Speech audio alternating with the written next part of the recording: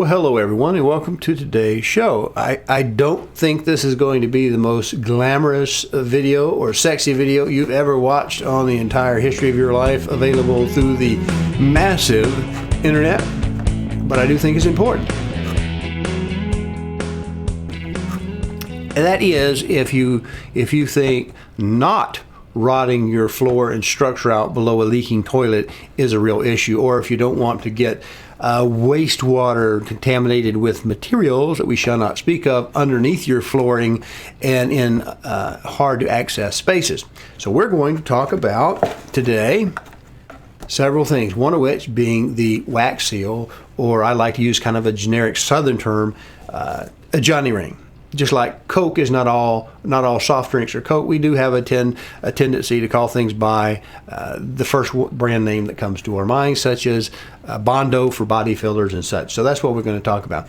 We're also going to talk about the flange, raising the flange, when maybe you might want to do that or not want to do that. Of course, the wax ring itself, and we'll talk about sealing up around that. Maybe even talk about whether or not it's advisable to caulk around the water closet, and you'll see a lot of professional plumbers do that. And speaking of professional plumbers, I'm not one. I'm not a plumbing engineer, not licensed contractor. I'm just a guy who's seen a few trips around the moon, and I've done this before. And it's just not an exciting thing to have to rip up your floor because your toilet leaked. I was somewhere, it may have been Lowe's, when I was searching for the location of the product, and I had a conversation with someone there who said, you know, they just bought a new house, brand new house. It wasn't new to them house, it was a new house, new construction. And inside of a year, they had their floor rot out by their water closet. And I don't know the cause because I didn't diagnose it or take it up.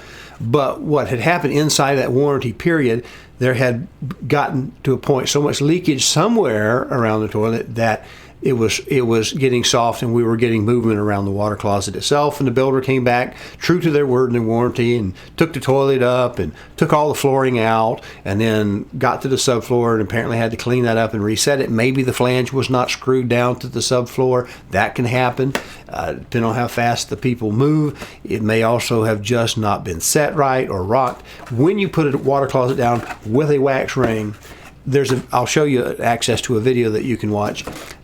You don't rock the toilet to get the toilet to settle down on the wax. You don't do it left and right on the Johni-bolts, and you don't rock it back and forth. I saw a horrible video. Nice guy, I'm sure. He said he was a real estate guy, and this is one of his rental houses. He was going to show how to set a toilet, and he did it wrong. And he shows him rocking it back and forth, and he lifted it back up because after he got it set, he wanted to then level the toilet, which would have broken the seal, and he would have rotten that house out anyway. But apparently he already had some problems because he had to space his floor up. So that may not have been his first time he made that particular mistake. So let's look at these products. It's a brand by Odie, Johni-Ring. You'll notice that one is a 5-year, one is a 10-year, if I can get this level back up.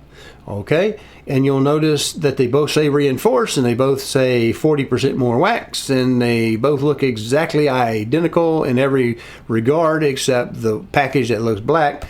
That's the green package, and you see the blue package here. The difference apparently between 5 and 10 years, as far as I can visually tell, is with this one you don't get the bolts, and with this one you do get the Johni-bolts. And apparently if you buy the Johni-bolts, you get 5 more years warranty on your wax seal, although I don't know how you would ever prove a claim, and even then maybe they'll just send you a new one. I don't really know what that warranty is.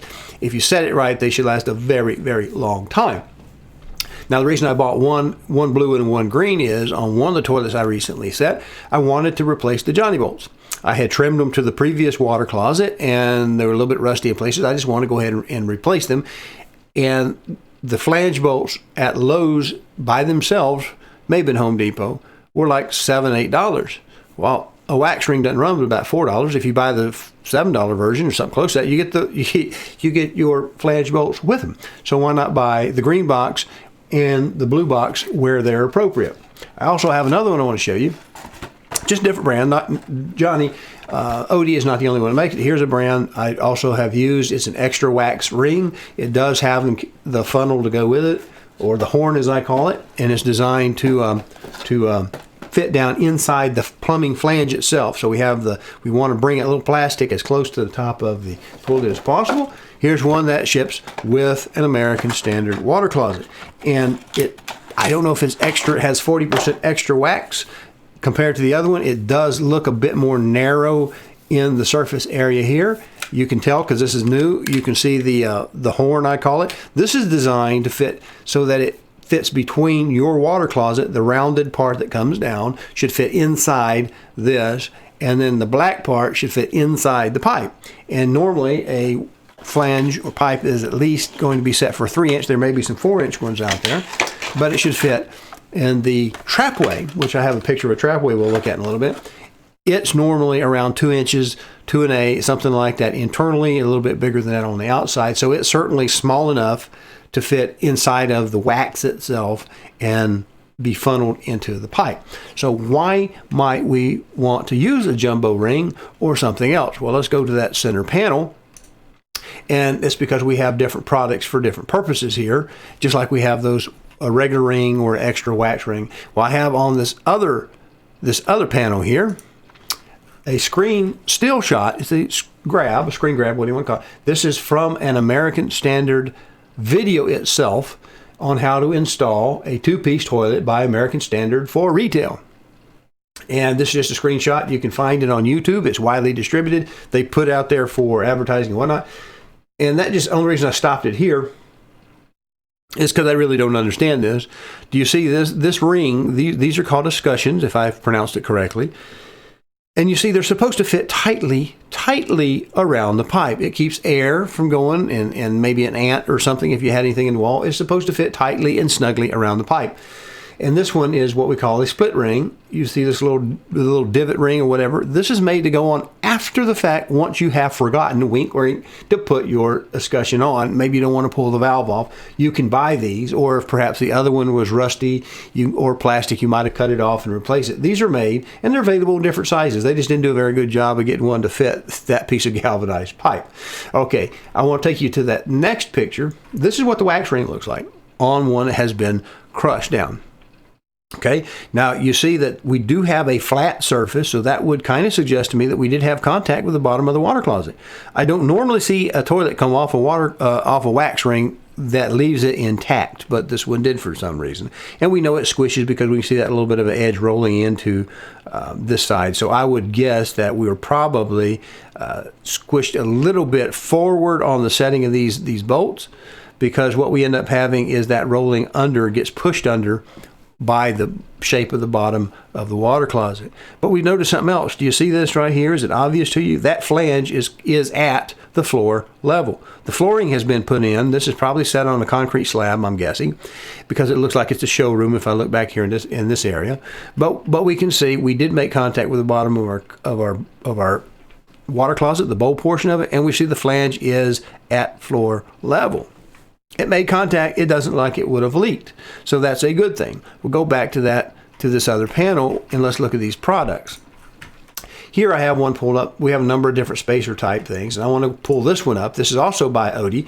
This one, these are the individual spacers. These we would use if we have some kind of a level, either a severe low flange that we need to stack up, or maybe just a little bit of help we want to put a little help with. It's an Odie product, and they're just solid spacers, and that's what they look like. Okay, not hard to understand. This is the one I was going for.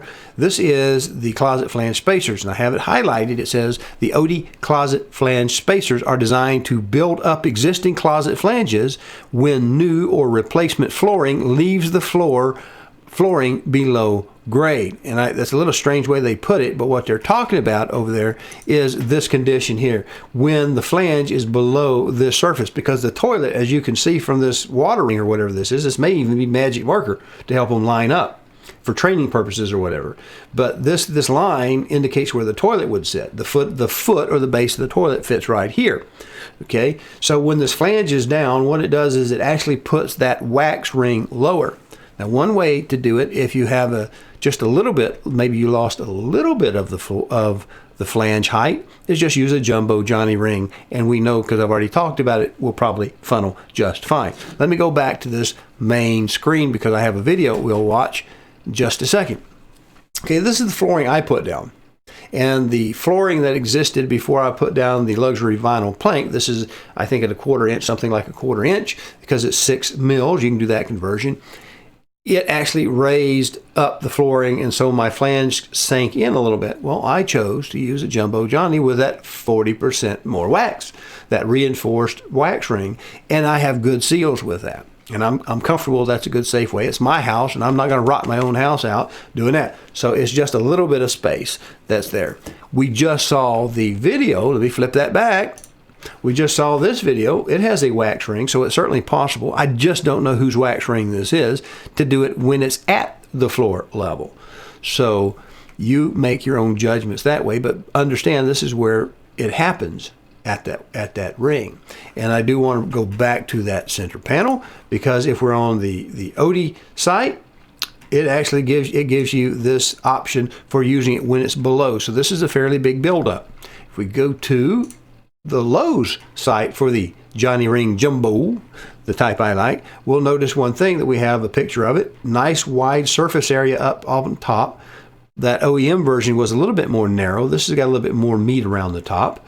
It may not necessarily be as tall or super tall, 40% taller, but it's certainly got a little bit more wax to work with over here. And we can see it's done the same similar way. It's in a little container that you put your finger through the hole and you peel the black plastic off and pull it out by the horn. It also has that same picture of it being reinforced. I do think that that does help the ring, and their version shows what they want you to do on a standard type of installation. Ideally, your flange, your toilet flange, is above the flooring, the finished floor, and then you have it looks like that. But right here on this one, where my finger is, right over here, is a video. And you can play that video, and Odie will do a great job of explaining to you that you don't want to rock your water closet one way around. Put her down as evenly as humanly possible, and as you nestle it down, give her a little twist clockwise and anti-clockwise, kind of like you're trying to screw it in or unscrew it, and that helps keep that wax from being laid out too much on one side or the other, the front or the back. Which gets me to a simple point. You'll see a lot of videos on YouTube, and a lot of them claim to be plumbers, and the first thing they'll do when they get done is they'll put silicone around the base of that toilet. I don't do that, because in my personal, and I can only control me, what's my property, my things, I don't want to do that, because God forbid that I should have a wax ring that leaks. But if it is, I want to know about it pretty darn fast. Okay? That's just me. I'm just saying, I've made a few trips around the sun. I don't want to have it hidden from me so that it's there. In fact, theoretically, if you sealed totally around the base of a toilet on your floor on the day it was installed, and it leaked at day one on that floor, you may not know it. Say maybe you built a house and you silicone around the base of that water closet. You might not get a call back, and you may not get a complaint within the warranty period.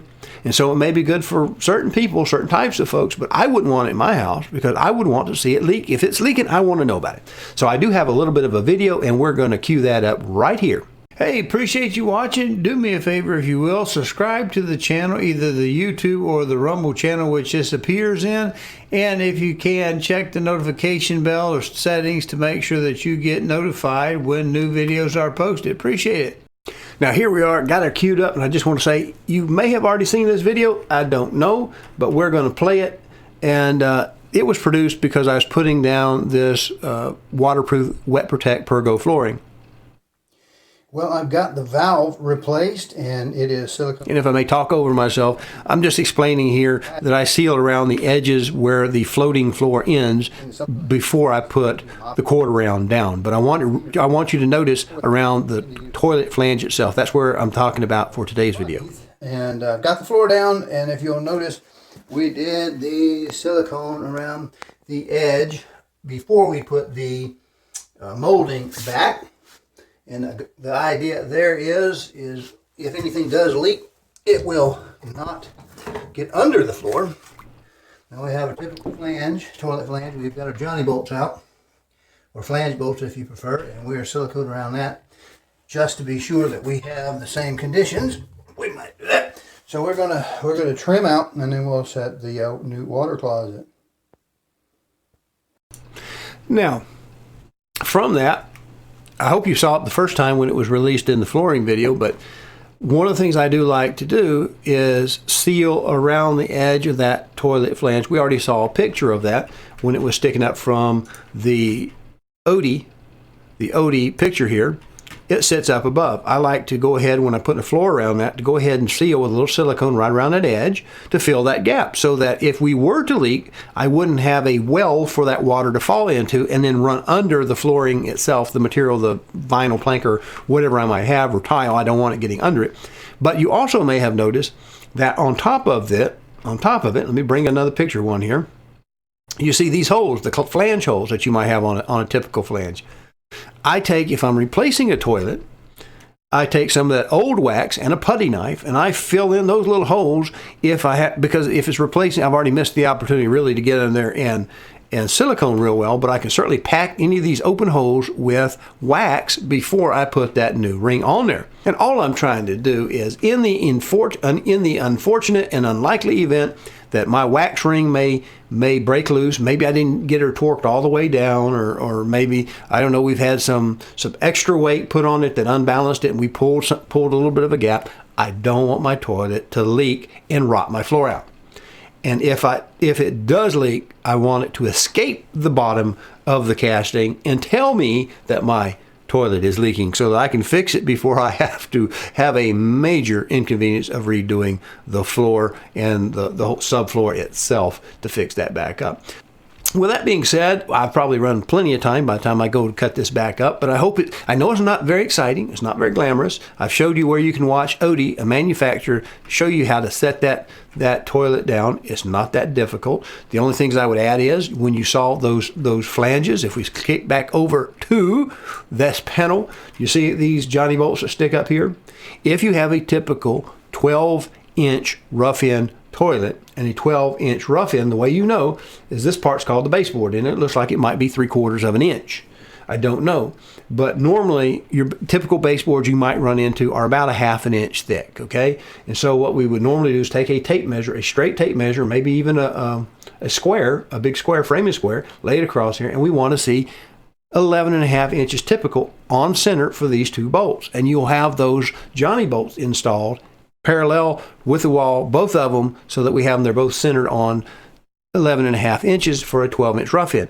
You also, if you're doing an older home, you want to measure those bolt positions, because they come in 10-inch, some of the old ones come in 10-inch rough-in, in which case a 12-inch is not going to fit in that space, or a 14-inch rough-in. And I've personally never seen a 14, but they're obviously, that's 2 inches either which way on the rough-in. So you just have to make sure that you measure this before you tear your old toilet out to put your new one in. Make sure you actually have the correct rough-in. Odds are very strong that it's going to be a 12-inch rough-in toilet. They're very, very typical, but perhaps in some very old homes, you may not have had the space. They typically make bathrooms smaller back in those days, and it may be an issue. Which brings me to one last little point I do want to bring up. This is actually from someone else's video. It wasn't bad, but I took this picture for two purposes. He told us that this was a Delta toilet and not an American Standard or one of the newer, the Totos or something like that. And you see he's coming in here. It's a retrofit. It may actually have been a 10-inch install when he ordered this. This he tells us was his mother's house, and this was about having to take the flange off, redo an old cast iron flange. So it's an old house. But this distance you would want to measure to make sure it's 12 inches to get a 12-inch toilet. Now, a downside of this is you see how this is called the trapway. This one looks kind of small, and it looked kinked as a colon. And where toilets had their problems flushing in the good old days was right up here. This was such a tight little bend, if it was going to clog, it would get caught in this little hairpin turn. Now with new toilets, we tend to stretch this out a little bit and give it a nice, round, smooth, flowing type of shape till it comes down here and goes down into discharge. And that's simply because we want the least amount of constriction. If we ever have to run a snake in there, we want to make sure we don't get bound on that back corner, and it works better. The downside to one that's nice, with a nice sweeping trapway like that you will find a lot of times, it makes them longer in their footprint. So if you're looking to put a new toilet down, you want to check your space and make sure you have enough room for that extra 1.5 inches that you might have with one of these modern toilets that actually flush better. So it's your house, your choice. Do you want something that's kind of compact, pushed out of the way?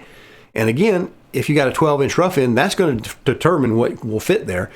The individual toilet designs may be a little bit plus or minus a ½ inch, ¼ inch, maybe an inch or so, inch and a half at worst case. It's going to have a different floor projection. So notice how that fits. When I replaced my old ones, the new ones are a little bit longer into the room, and I just have to live with that. But they work much, much better than the ones I pulled out. So I hope that's a good show for you, worth the little bit of time it takes to watch this.